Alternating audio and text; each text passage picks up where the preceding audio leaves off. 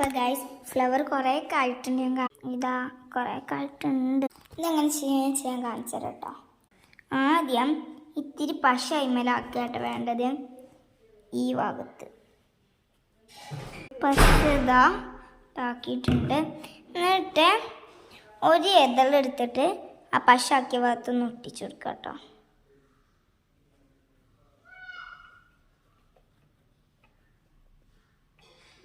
ഒട്ടിച്ചിട്ടുണ്ട്.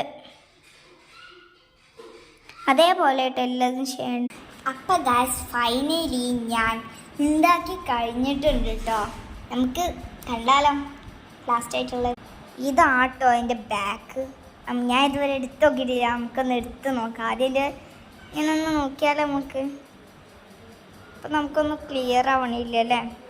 നമുക്ക് നേരത്തെ ആണെങ്കിൽ ഇത് എടുത്ത് തന്നെ നോക്കാമല്ലോ. എടുത്ത് നോക്കാം. ഇങ്ങോട്ട് നോക്ക്.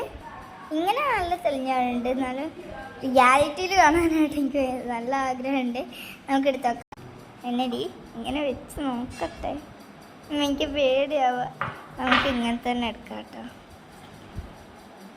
അല്ലോ തെറ്റുമോ ഇല്ലേ എന്താണെന്നും അറിയില്ല. ഞാൻ എടുത്ത കട ഒറ്റ കൈ കൊണ്ട് എടുക്കാം. ഇതാട്ടോ ഫൈനലി. ഇനി നമുക്ക് കുറച്ച് വീഡിയോസും ഫോട്ടോസും ആവാം.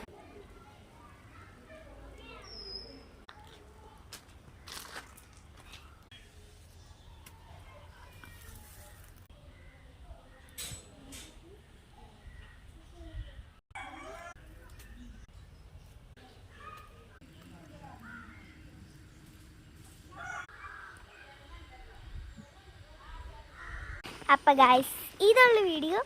അപ്പം tata bye bye, see U.